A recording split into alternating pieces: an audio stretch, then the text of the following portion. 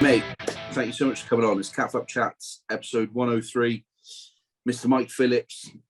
Firstly, thank you for jumping in, because we were going to obviously do this when I'm in Dubai in a couple of weeks, but let down by a couple of people. So you're coming in. You've just released. I don't let anyone down. I never let anyone down. No, mate. To be fair to you, you're straight on the phone yet. Let's get it done. I'm very, very grateful, pal. So I appreciate it. What's life like at the moment, mate? You've just released a book. You've done a little book tour across Wales. You've back in Dubai now. Had a little break. Yeah. What's life like at the moment? Yeah, it was really cool, actually, being back in Wales and doing a bit of a book tour and launching it. And I went back to, obviously, with everything that's gone on, I haven't seen my parents and family and all that. And then so I'd organised a couple of sort of dinners, whatnot, in Whitland Rugby Club, for example. Yeah. In and around the book launch, and so planning all that, and obviously being back down in West Wales, and one of the guys from the club, Paul Kirk, asked me, I think he just sort of sent me a message, just having a bit of a joke, but would I want to play for Whitland on the Saturday after the dinner we had on a Friday? And this was like probably 6 weeks ago now, and I've been doing with the book. I was doing a lot of running, because I kind of found out if I go for a run, the memories would come back, and it was, jog the old memory. And the stories and sort of, even like one-liners and things, and would come back. So I did a lot of running when I was doing this book, and then I would just do lots of voice notes after it and whatnot. I kind of felt as if I was in the, fitness-wise was up there, and I just sort of thought, do you know what, it'd be nice to help the club out after everything that's gone on in the world. And so that was great to do all that, and it was an amazing experience and a good turnout and a good day in the club. But also, being back down in West Wales, went back to my primary school, that was emotional. I don't know what hit me there, but it was just, it was just because I've been away for so long, and then it was really nice, to be honest. How are the lungs after the game? You still all right? You still got it? Well, I was all right, actually. I was avoiding contact. I was avoiding, put a few big hits in, I think. I got turned over first touch, and then all the Aberystwyth boys were like, "Oh, put that in your book. Put that in your book." So it was great banter. But I was all right in the end. Yeah, I wasn't too bad. I was kind of like I did the opposite of when I played for real, I would have avoided the contact a bit more when I played, but there we are. Got to look after the bones a bit more now. I mean, I know, mate, I put some questions up on Instagram to ask you, and I must have had about 5 girls go in, "Will you marry me?" Like, you've obviously still got it, pal, in your ripe old age of late 30s. Like, you still got it, boy. I'm peaked, yeah. I'm peaked. The best is yet to come. I love it. I'm officially peaked. Oh, I love it, pal. Book then, Half Truths. You've caused. I don't know if you could, like. I like this, right? Because I'm fortunate where I see the inside of rugby sometimes, and people don't talk out because they're still playing. You've stopped playing. You've released this book. You've told the truth as you've seen it and experienced it over your career. And what we got, 99, like 94 Wales caps, 5 Lions caps. Like you've won Grand Slams and trophies and loads of stuff. But it's the things behind the scenes people don't see. And then I suppose the media portrayed a perception of you which suited their narrative at times. And maybe that was part of Wales pushing you to be a bit like that as well on the field. Yeah. What's the fallout been like? I say fallout, it might not be the right word, but what's the reaction been like from the book, both from the general public, but also people who might have been mentioned in the book in some of the stories? I haven't really. One of the things I said right at the start, and I went to a different publisher, and they turned it down because I was adamant that I wasn't going to throw anyone under the bus, and I didn't want to do that. If there's anyone I throw under the bus, is myself, really, more. I kind of feel, but when I do say things, it's just my opinion and how I feel. But yeah, your point about when I first came on the scene, first time I wore the Welsh jersey, all of a sudden they were saying, oh, the Terry Holmes. Like, it's mad how you come on the scene and already you're like someone else. Like, they put you in the, I know Terry Holmes is a fantastic player, but like, everyone, we're all our own people, like, I'm totally different as well, so yeah, the media kind of like, oh, Mike Phillips, he's big, he's 6'4", that means then he's powerful and he's he's aggressive, he's got, basically they're not going to say he's skillful or that he can control the game or all this kind of stuff. So that was kind of I put that in the book about playing for the Lions. I put this kick in, which is, well, it was world class. It was. It was. And Stuart Barnes just ignores it and just say, oh yeah, nothing, just talks about someone else. So I don't know, it was frustrating, but nobody's really contacted me yet. Somebody's tried contacting me before the book came out, but I didn't respond to him. But I think I think it's I'm as honest as I can be, I think, and I want it to be sort of insightful, funny, but obviously as well something that maybe younger players can learn from as well, because made mistakes. So pretty happy with it. I've read some of the extracts. I think Wales Online might have done some stuff with you and serialized a few bits and pieces. I love some of the stories, like the Carter and your wife and the shots, just because you were the only single one to go and chat to a couple of girls and stuff like that. The Niall Horan stuff, like, that's brilliant because you two now are mates, and like, again, because it's on Twitter, it gets blown up to be what it isn't. Like, it's a bit of banter. He said something, you've come back with something which is class, and he's got our fair play. You've caught up, like, you're having a beer then. Like, stuff like that just gets blown out of proportion because of social media as well. Oh, I was having like his fans for a year after stop picking on him, leave him alone. And obviously his fans were like, really young when they and stuff, but they don't understand, fun and, having a laugh to them, banter, I suppose.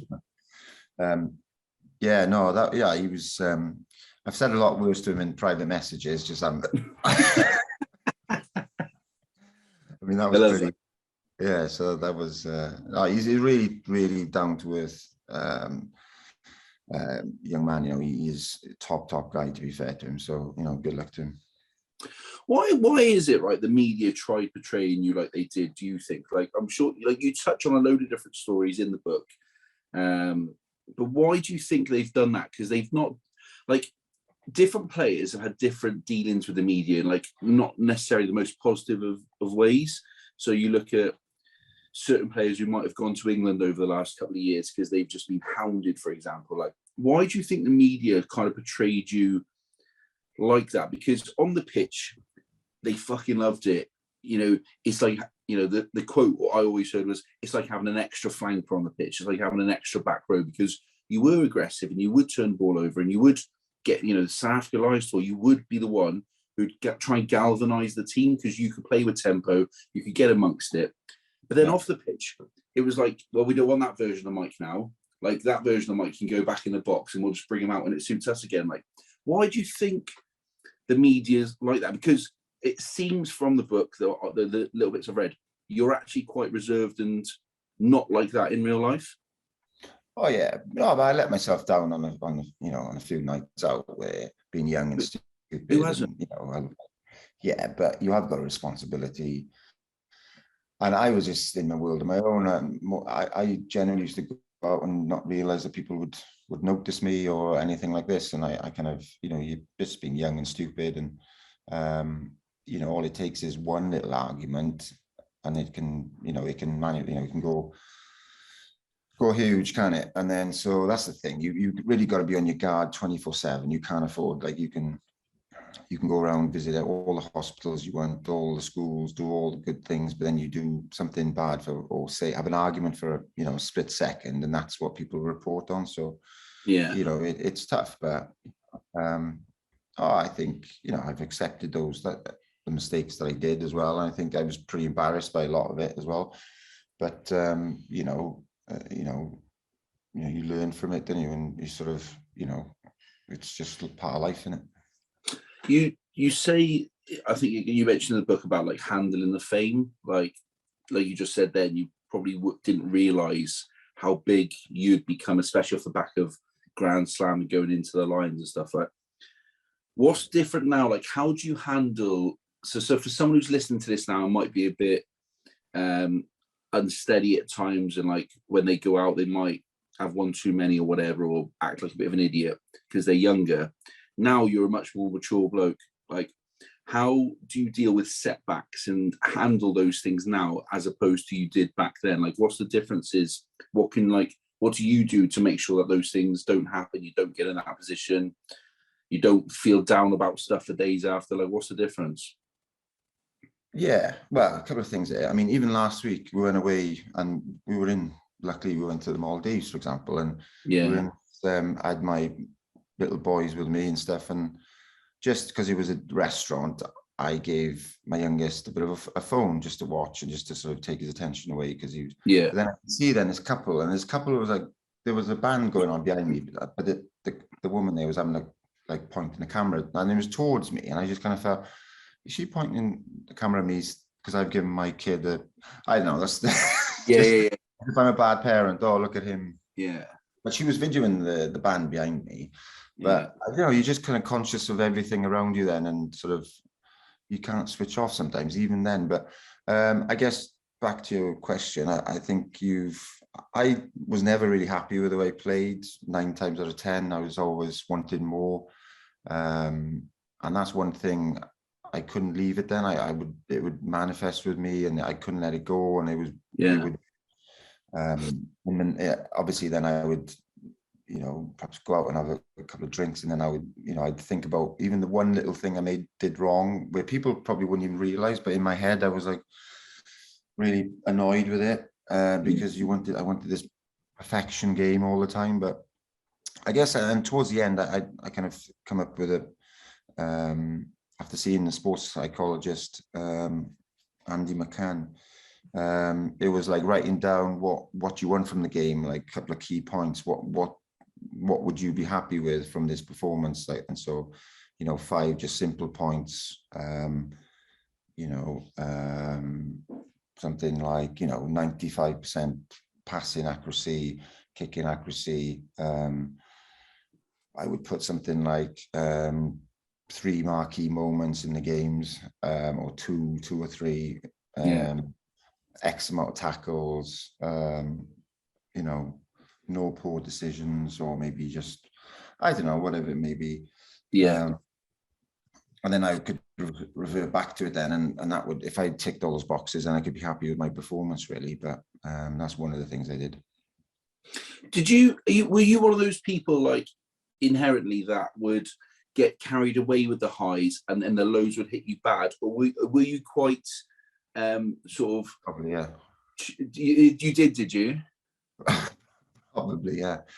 Well, there's some serious highs. I mean, winning in Twickenham, first time in 25 years, that's a serious high, and then obviously winning the Grand Slam, but then there's some serious lows, like the 2009 Lions. I mean, they're serious lows, because the Six Nations, you can lose a game or whatever, but you got next year, but right, or even the next game or whatever. But Lions comes around, and as well, when you're at your peak, you can, the 2000, the 13 one, I was just carrying an injury, and that was hell. But because I knew we were going to win, and I did not want to be. I wanted to be part of it. Quite selfish, looking back, perhaps wasn't the right thing to do, because I put a bad version of myself on the field. But I don't know, after 2009, I just wanted that on my CV, to be a winning Lions scrum half. So anyway, the two tests I did play, we won. So but also, right, I know it's a team game, right, but 2 things. One, it's a job, so you got to look after yourself a little bit, but like, you have got to make some of those selfish decisions sometimes, because like, if you're always for the team in 100%, you'll get left behind, and someone else who's a bit more ruthless or a bit more sharp streetwise will just come in and do it. So you've got to have that about you to succeed, I think. Yeah, but I was more, people say, I was more about, I think I'm more about the team because I played against Africa and I made the most tackles, 18 tackles once. I mean, that's stupid, really, looking back. Yeah. Even now I'm thinking, what was I doing? Because you don't, as a scrum half, people will never look at me. Faf de Klerk, for example, because he's 5 foot, he does his tackle. Yeah. Oh, his hair's going everywhere. It's brilliant. Yeah. But I'm 6'3", 6'4". It's kind of like, oh well, it's just Mike tackling. It's like, no, it's not the same. I should have been a bit more kind of, okay, conserve my energy, and then. But I was just kind of trying to add value as much as I could to the team, really. And like you said earlier, like it doesn't help when you've got, I don't know, like I think you said you've still got a great relationship with Sean Edwards. But if you've got, bear in mind, I'm not dissing him in any way. Oh yeah, he's class. And you look at Anton Dupont and people like that, like, but they're not over 6 foot, are they? They are smaller, stocky, electric players. They don't do a lot of defensive work, but like that one tackle they might make in the game, it just so happens he might upend Courtney Laws or something, but everyone goes wild, don't they? I agree. They're great players. They're great players. And I think, I think I was a bit, obviously I'm different, I don't think anyone, there hadn't been, I'm like 6'3", 6'4". So I think it was tough for people to kind of judge really as well, what's this guy, what's he all about? Are you comfortable with it now? Are you happy now? Oh yeah. I've always been happy. Yeah. No, I'm really, I'm proud of my career and stuff. Yeah. So yeah. But as well, it was almost as if as well, it was putting 2 fingers up to people saying, people say, you're not going to make it, you're too tall. And it was like, well, no, I'm going to make it. So, that's, I'm really proud of that. Can we get into the career a little bit, but right at the beginning, because I read that you were playing flanker as a kid, kind of growing up in your late teens and stuff. Like, what was it that switched across to scrum half? How come that happened, and where did that come from? So I was always scrum half for my club. Okay. So Sinclair's in the 9s, and then remained scrum half for club, and then obviously went to Whitland in the 15s, and then played scrum half. But then in school, I was always back row. Okay. I don't know why, but and I was captain in school. But I was a bit of a late developer, to be honest. I was really, I remember being in Form 1 and back of a line now, looking across, and like this guy there with a beard, and I was like, what's this about? Like, this is so, and then a bit of a growth spurt then when I was 16, 17. Yeah. But so, and then just sort of obviously school finished and kept on playing for Whitland and scrum half. So it all happened. What was, when you look back now at your career, so Scarlets, Blues, Ospreys, didn't fancy your Dragons, did you? I'm sure. Did they try and have a go? Maybe next season now. Mate, you're living in Dubai now. You don't want to come back to this weather, pal. Maybe I can just play, I don't know, away games or something. Yeah. if any of the European games in France. Yeah, just do that. When you look back on those 3 clubs, especially the Ospreys, like what do you like? What memories do you have? Like, what was that experience like? Because as a kid coming through back then, just as the regions were sort of forming and coming through, like you've obviously got world-class 9s that Wales had. How did you establish yourself, and how did you get through that? And did you enjoy it? What was it like? Yeah, well, each decision was, I was in Scarlets with Dwayne Peel, so we were similar age. So he'd been there, he was kind of established. So it was, I was never really going to have let's be honest, a fair crack of the whip, really. And then, so I had to go to Cardiff to play regular rugby, which was brilliant. I absolutely loved those 2 years. Yeah. A little bit annoyed that they didn't offer me a contract after the first year. I just thought business-wise that was stupid in a way. And they were a bit slow in negotiations and stuff. And then the Ospreys came in, and then the Ospreys were building a really, top side with all the current Welsh boys. And so I really wanted to, even at that, I won the league with the Scarlets, and Europe was a massive thing, wasn't it? A target. So I felt that that was the best place I could do it. Plus, they offered a bit more money as well. Always helps. So, and as well, Justin Marshall was there, and I thought, that'd be, good to learn from, with him and stuff. Yeah. He didn't teach me anything. But yeah, so one of the things we did win the league, didn't we? We won the league, which was great. But I think looking back, for honest, we kind of let ourselves down in Europe massively. Really, I think the squad that we had was virtually the Welsh team. Yeah, 13 out of 15 to beat England. Yeah. We win the Grand Slam with that team basically, and then and if you think about it, okay, we did. Out of that 15, Martin Williams and Mark Jones were the other players. Well, yeah, obviously world-class players, but then we had like Marty Hollett come in and, all these great Kiwi players as well, and Tommy Bowe, so we should have, we messed up there really. We should have gone off it. Why didn't that happen then in Europe? Because that team, like you said, the Kiwis you had Tia at the time. Jerry Collins was there for a bit. Like you had some unbelievable players, and even like you had Henson when he was playing class. Hookie was unbelievable. Like, why didn't it click in Europe? Because that is a World 15 on its day. Oh yeah, I don't know really. There was a bit of chopping and changing with the coaching. I think there was a bit of, I think we were a success with Wales, and I think a bit more pressure on those coaches then. Do you know what I mean? I mean, for them to deliver, and I felt that Lynn Jones was brilliant. I wouldn't have got rid of him, to be honest. But there we are. A player's responsibility as well. And we lost out in San Sebastian against Biarritz, and we had the ref had his hand up for a penalty at the end and pulled it down. Yeah, but we didn't play well in that game. We let him back in, and we should have put him to bed, a lot sooner than that. So it's player's responsibility really. Do you like Wales for some reason is very like Wales first, club second?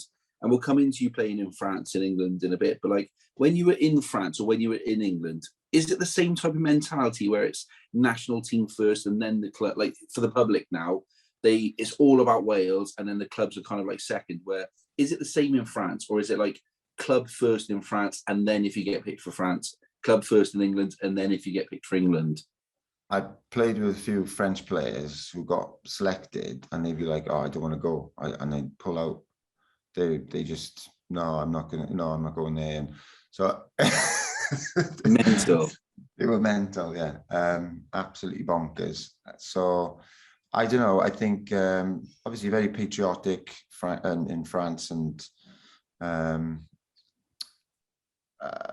don't know. They're very proud, and they're very proud. So I think probably, well, it's different now, isn't it? The last couple of seasons. Yeah. I think before that, I would say that they're more about the club, But now I think there's change, and I think it's kind of turning in the right direction. I think they've grabbed hold of youngsters. And under the end of 20s, I think it was, and all these Duponts and stuff. And now they're, and they're a new generation of. Because before that, there was a bit of laziness. The training wasn't great. Even simple things like protein shakes, and it's changed a lot now. So, but I used to love it when I first went there. The best thing was just to sit in the team meeting, not understand what the hell the coach is saying, just switch off in my own world and just love it. So it was a good experience.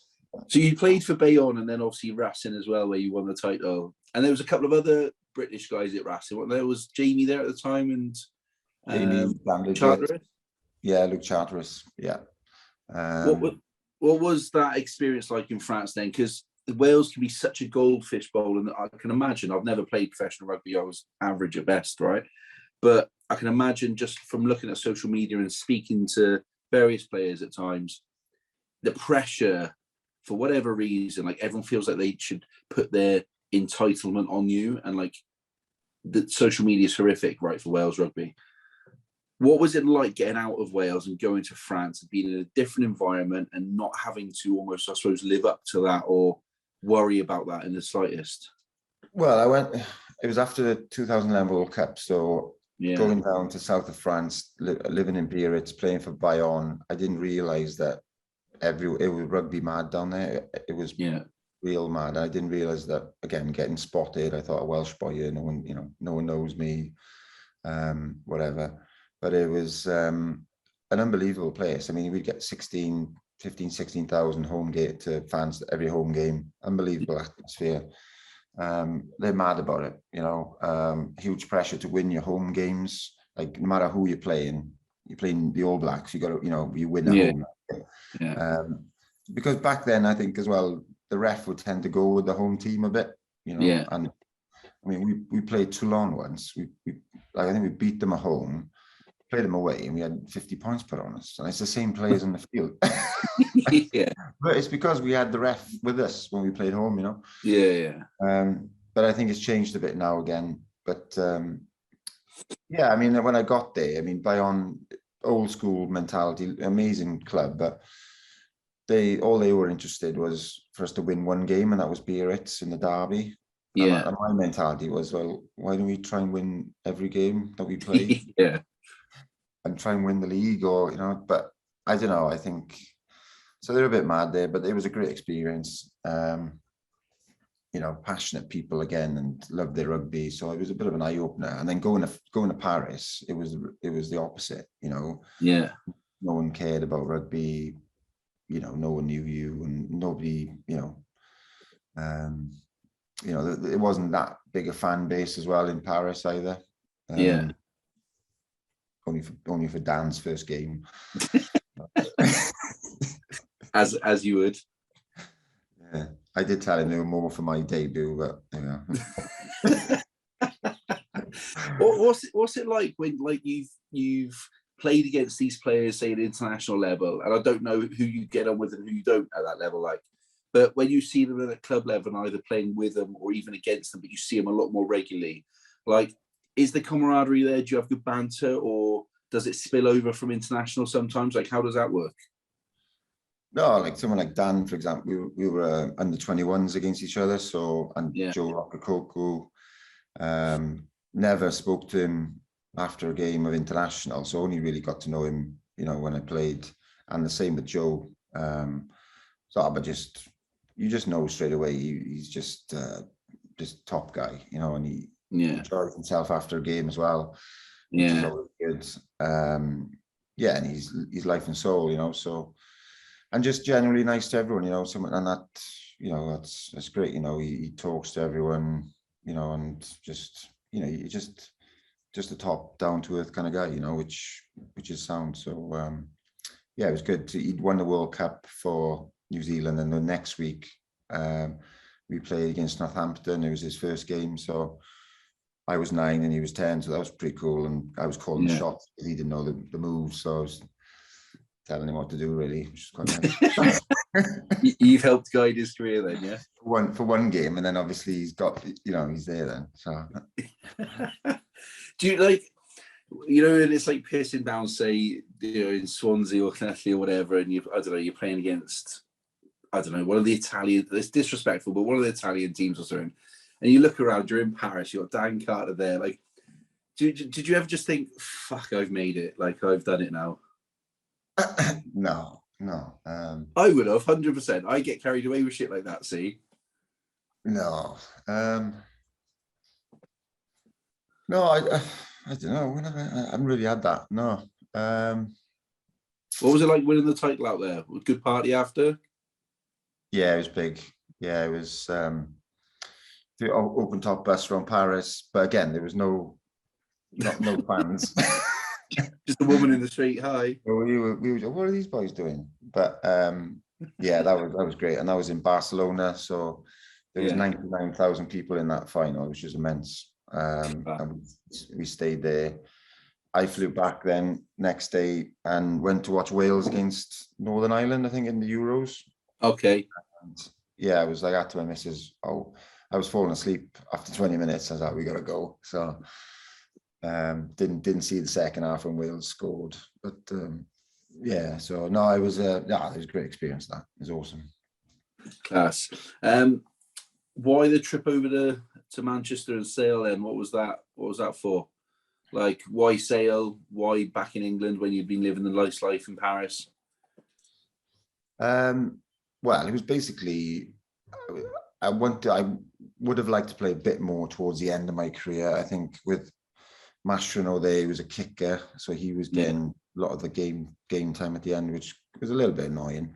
And I was coming to the end, I just felt as if I needed to get everything out of my system. And I thought, I need one more year,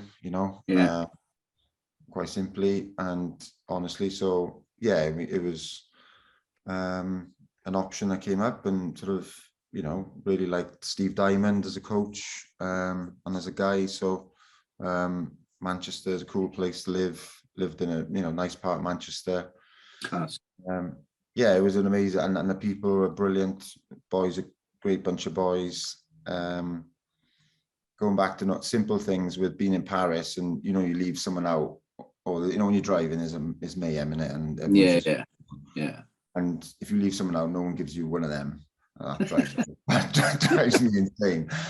No, it's just raise a finger and just go like that. Yeah. And there's nothing. But then just nice being back in Manchester, and you leave someone out and everyone's like that, and it's just not true, mate.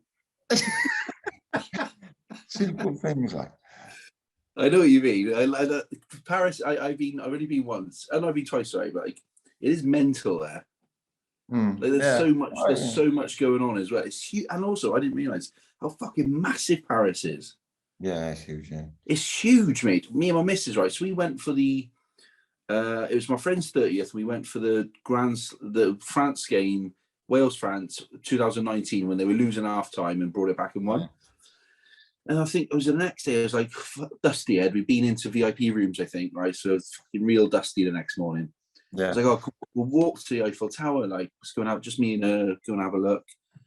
Mate, about fucking 40 minutes in, I'm like, there's still a couple of miles to go. Like, I'm getting an Uber. Fuck. And it was freezing as well. Fucking Baltic.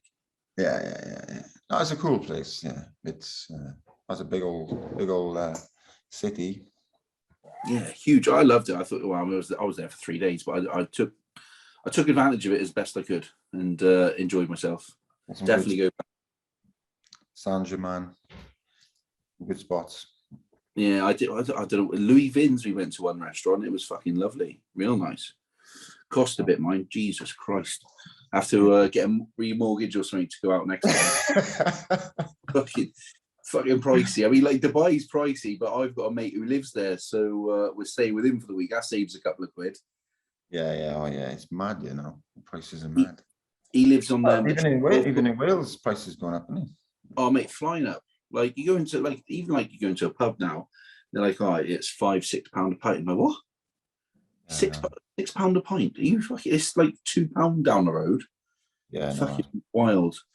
Mate, where's you got a Scotland shirt, then you? So I've got a few different ones. That's from the World Cup 2019. Joe Duncan Taylor plays. Is that the one they won? What's that? Is that the one they won? Yeah, the only game there.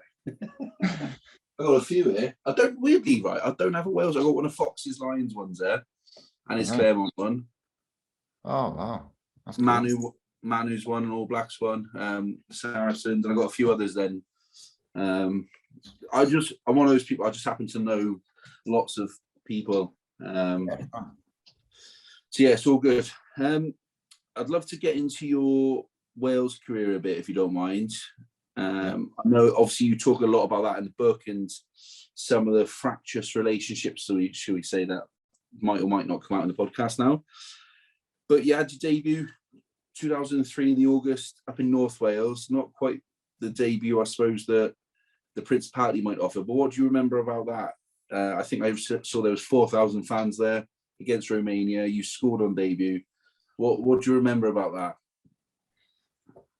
Yeah, well, I just remember being quite frustrated at the end of it. Again, I don't know why. I think I scored and we won the game, But again, just wanted more for myself. But yeah, it was, I was so young. I mean, I was so young, and it was they brought me into the squad to train for the 2003 World Cup, and Steve Hansen was head coach, and it was just an opportunity for me to come in and sort of, because to be honest, I hadn't really been a professional player, for that long at that time, because I came through a different system. I was playing down, Whitland Youth until I was 19, and then 18, probably 18, 19, and then all of a sudden within kind of a year and a half I'm playing for Wales. So they brought me in for a bit of a tutorial and sort of look, you've got potential, you need to get your head down and train. So that was great, and get the opportunity was amazing, really.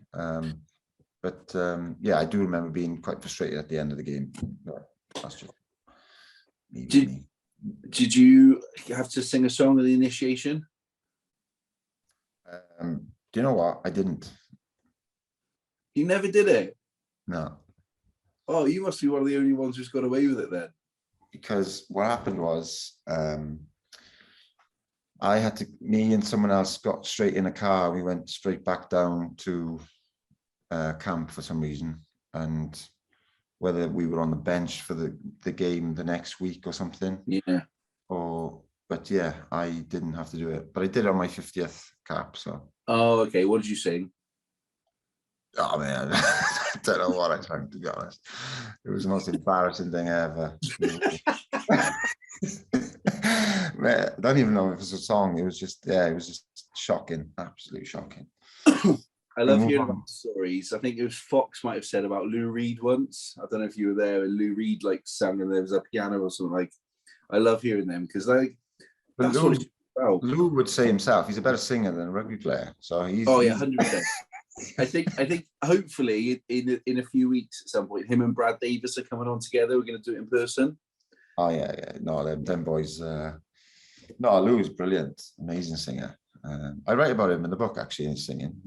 Class. I fucking love him. I see him out and about, and he has me his stitches straight away. He's fucking funny.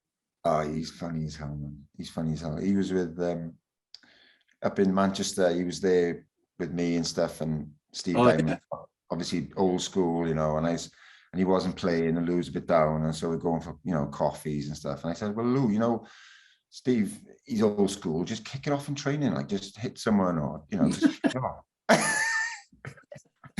And he goes, Mike, if I hit someone, they're not getting back up there. I was like, oh, shut up. Did he kick it off? No. Pussycat. He's a big bear. Oh, he is. Yeah. Oh, he's so. He's fucking funny. Oh, yeah. Talk to me about your Wales career then, because 2003 then, were you in the mix? Well, obviously they had Cooper who played, they had Peel. Who was the third scrum half? Was it Howley still around then? No, so Shane Williams went as a third choice. Okay. So that game against Romania was kind of Shane's kind of like, they brought him back or something. That was his opportunity to shine.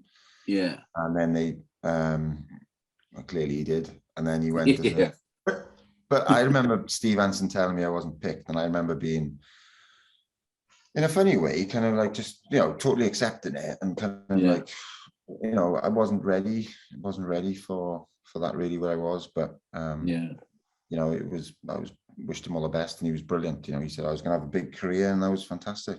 So do you still speak to him now if you ever see him? Oh yeah.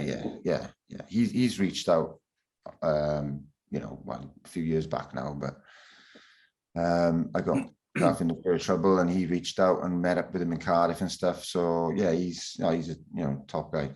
Class. Yeah, he's a good guy. Love that. So yeah, look, 2007, 2011, not 15, then called up for 15, but didn't quite go your way, I don't think. A couple of Grand Slams in there. Like, when you look back on your Wales career now on the pitch, what's your overall thoughts and feelings? Because I've read a few things about what you think about certain things off the pitch, but on the pitch as a player and in the atmosphere, the principality and the team, and again the players that you've played with, what's like? it's mad to think, really. It's mad. It came and went so quickly, but at the same time, when you're there, it's I don't know. It's really obviously really it's loads of pressure. You don't realize as well how much pressure you put yourself under. The coaches put you under pressure, the fans. But yeah, people ask me now, do I miss it? And I don't miss it because people don't realize how hard it is and stuff. Yeah. So your body can only do so much. You upstairs you always develop and you get more mature and you learn and you grow up and things, but your body is getting older and older. So yeah. Yeah, I'm really proud. But in some sense, I look back and I think we could have won more as well. I think we should have won more with the side we had. Slipped up on a couple of occasions. I think the biggest one would be the semi-final against France. I think that was, if you got beaten by 15 points, all right, you can forget about that. But, we played with 14 players. We missed a few chances at goal as well, which was annoying. So we that's annoying, but, forget about it now.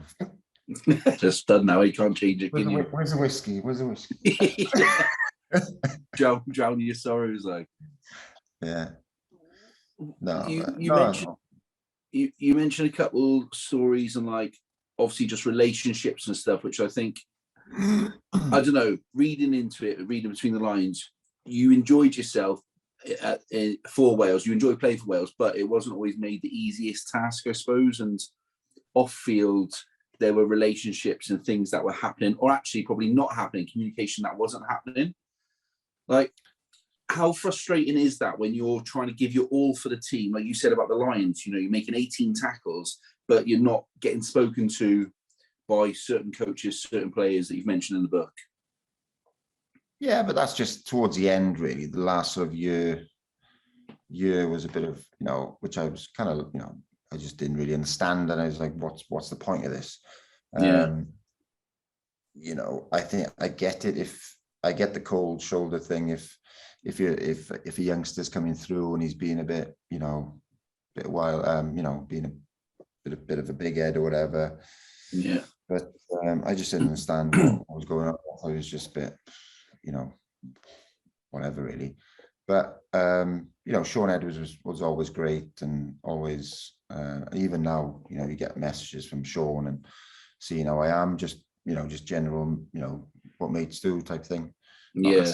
Not asking for anything or just checking up and things. And I was a bit disappointed that was, but I've seen it happen to other players as well. But yeah, and I don't think why. Like for me, like speak about Adam Jones. Like I just think Adam came to it, and how do you? Everybody wants the big send off. Let's be honest. We all want to be like giving a big standing ovation, all that. But obviously not everyone can have that. I think I don't know. We could just use our marketing a bit better and sort of, give someone that exposure. Everyone claps him off. Young kids would see it, inspire to be that. Yeah. I don't know. I just think there's something that maybe WIU could do a lot more. I think rather than I don't know whether it's coaches or their faults. So I just think that we should, promote our quality players a bit better. Yeah, I suppose just celebrate not only you've had 99 caps, like you've had 94 caps Wales. It's not like and this is no disrespect to people, but it's not like you've had one or two or three and it's kind of he's in, he's gone again and we don't see him. You're mainstay for that team for the best part of however many years. I read and I won't go into it in detail here, but I read the story about Adam Jones and a couple of the other players you mentioned that were in the twilights of their career, I suppose. And because of all the success on the field, I didn't realise that was the environment off the field. And so it masks it, I suppose. It's like paper plasters over it, doesn't it? So it's fascinating to see someone talk about that in obviously in your own words, in your own way that you've seen it, because I wouldn't have expected that from an outsider looking in, if that makes sense. Yeah, no, and it's it's about relationships as well, and it's about you and the one thing is Gats talked about our family and all this kind of stuff, but then when it came to an end, it was like, well, it's just don't even speak to you. Well, we're not family anymore, are we? Yeah, Where's that gone in? yeah, just for show. So yeah, I didn't really understand that, and then the whole thing of getting told by an email, for example, the work, I just think it's just, okay. And I've said in the book, I made a few mistakes and whatever, but they loved the certain side of me as well. So exactly, they can't have the two and sort of, do you know what I mean? You can't have this aggressive kind of guy and then, okay, maybe have an opinion, maybe say things wrong at the wrong time or whatever, but we're rugby players at the end of the day. So, and also, like, I don't think people realise that it does get spicy in training sometimes. And it does, like, it's a contact sport. You've got 30 blokes who are going to be vying for 15 positions. It gets a bit like tasty in there sometimes. And like there was something, was it the Six Nations, where Jake Ball and Alwyn Jones had a little bit of a pop at each other? Like, surely that happens all the time. Yeah. Well, it's like you say, it's a contact sport. It's about aggression, and sometimes it spills over, and people have arguments. But it's I've never been in a team that it's gone further or anything. People, rugby players have that thing of boom, cut off, and it's next job. And that's what's great about it, really.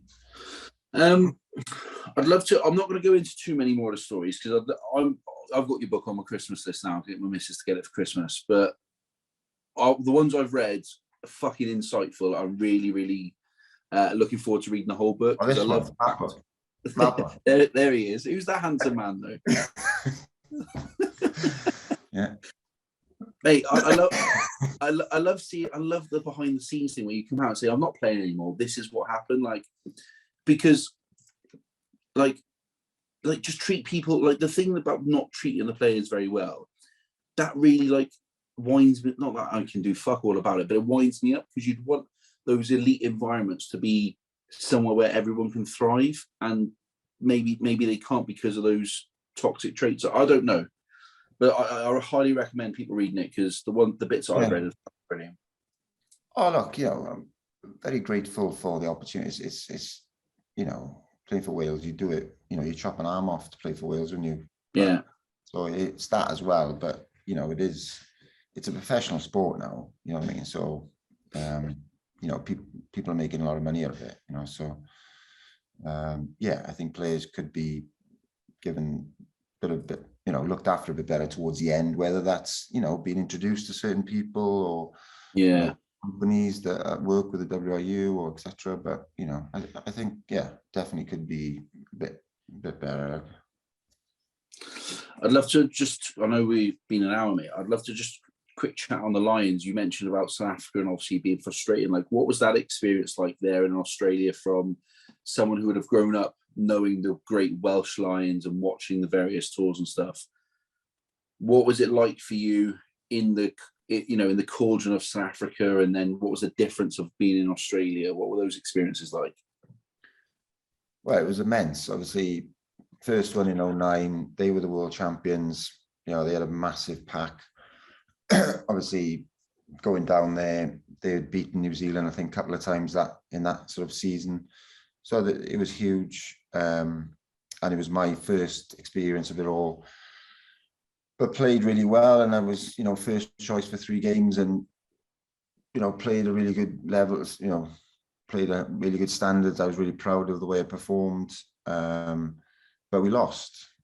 So at the end of the day, it's about winning, isn't it? So, and then going on to, so I put my sort of name on the rugby map really because of the tour, but at the end of the day, we still lost. So I felt as if I need this sort of victory as a Lion, I mean, playing for the Lions is great, but for me, it's about winning a series. There's been very few who actually won a series. Loads of Lion players, but when you look back at it, it's that 97, they play that over and over, don't they? And them. So I needed that. I was desperate to get that winning series on my sort of CV. Things then in Australia, things went really, really well. I was man of the match in the first game, scored 2 tries, but twisted my knee, flew to Perth the next day, blew up, and then I was just on the back foot the whole tour, really, just constantly icing, didn't really have much of a crack with the boys because I was not going out for beers. Yeah. It's the real sort of depressing sort of tour, really. And I was trying to mask it, you know, but I was just so annoyed with myself because I never really got injured. And if I got injured, it was always an operation. And I was out for like 9 months. But this was like something that, you know, I can kind of hobble along, but it wasn't the best version of myself on the field, which I'm a bit annoyed with now, because that's kind of like your last performances are what people remember you for. So which is a bit annoying, but the 2 games, like I said before, the 2 games I did play, we won. So there we are. Like I said, it was it's on the CV, you know. C'est la vie, boy. Just before we finish up, mates, who would you say are like the best players that you've played with, but also the best players that you played against, but like hated playing against because they were fucking class? Players who were class I played against. Yeah, like some of the ones that stick out in your mind that you were like, fucking love playing against him, but he's unbelievable. Well, Joe Roccacoco, he was class. Because we did a 7 circuit. I was on the 7 circuit for a year when I was young, and then obviously got to play with him. He was an immense player. Just you couldn't get anywhere near him. And then probably again, it would be kind of Carter. I think I didn't realize how good he was, to be honest. Before I played alongside him, I didn't think. I don't know. And then the guy never made a mistake. Never put a foot wrong, and always made the right decision. You know. And I think it's not always about doing like an amazing something. It's about limiting your mistakes and then just cashing in, you know, at the right time with a little offload or nailing the kick from a touchline. You know, it's not always about doing something spectacular all the time. So I think, those 2 spring to mind. There's been so many though. I mean, so many top class players. Adam Jones is brilliant. You know, I think a lot of work that he did kind of just no one really. I remember when Adam wasn't playing, I was genuinely worried about the game. I was like, because who else have we got? We literally, and he is the best, you know. So he's like best in the world as well, not just the best in the world, best in the world. So he was amazing, and I played with him under 21s for Wales, and you know, so he was class. So those. Good man. Hey, you still doing your academy out there in Dubai? Mike Phillips Academy for rugby? No, I think COVID kind of put a stop to it. Yeah.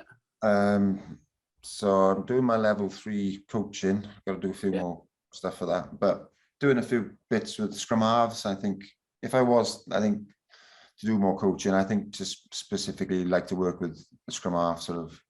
Yeah. Future scrum halves or current scrum halves, and I think that would be something I do. But not the academy. It's been quite tough, but we'll see. You doing anything with Dubai Hurricanes and Putin out there? No. Get amongst them. Get into them. Well, the boy's getting old now, so you'll have to start playing rugby. Dread, isn't it? Are you? Yeah. I don't know what to expect. It's more the parents, isn't it? More the parents. Well, you know, they're going to be hard work, I think. Yeah. But just let him try loads of different sports and whatever he likes. I know. Yeah, but he's going to be up against it, isn't he? Mate, look, I'm sure you'll guide him in the right way, pal. Be targeted. Oh, fuck him. Tell him to fill him in then. Who cares? Two fingers up for them. Yesterday, I went to the park down here and we're playing football, and a couple of kids joining in, and another kid comes in, and I'm like, all of a sudden, I'm like managing this football team, or this training session. Yeah. The girl comes in with the mother. I'm like, yeah, join in, let's all play. Anyway, one of the boys kicked the ball up, and I've gone up for it, like instincts taking over. I've gone up with like a high knee and everything. There's like hundreds of kids running around, and as I've come back, this girl has just gone boom, knocked into this girl. I'm like devastated. I was like, what was I doing? But hey mate, that instinct doesn't leave you, boy. It was just because I didn't want the ball to go over the hedge and knock this girl down. But she's all right. She's all right. Hey, she'll survive. Probably Thank you so much for coming on, Pat. That was fucking class. I loved it. Brilliant. Awesome. You gonna be around the sevens at all? Yeah, I'm playing. So I'm playing for the international team, Gareth Bowen's side. Oh, okay, yeah. We are called the HGB Legends. I'll have a look. I'm there on the Friday. I think I've got a few pool parties booked in on the Wednesday, Thursday, and then on the Friday I'm at the sevens. So we're playing at we're playing at 12:10. Class. I'll come and have a look. You want to watch a man dying in that heat as well? Fucking hell. Yeah, that should be good. Yeah, oh mate, I love it out there. Thank you so much. No worries, mate. Really appreciate it. I'll drop you a message when we're out there. Try and grab a beer if we can.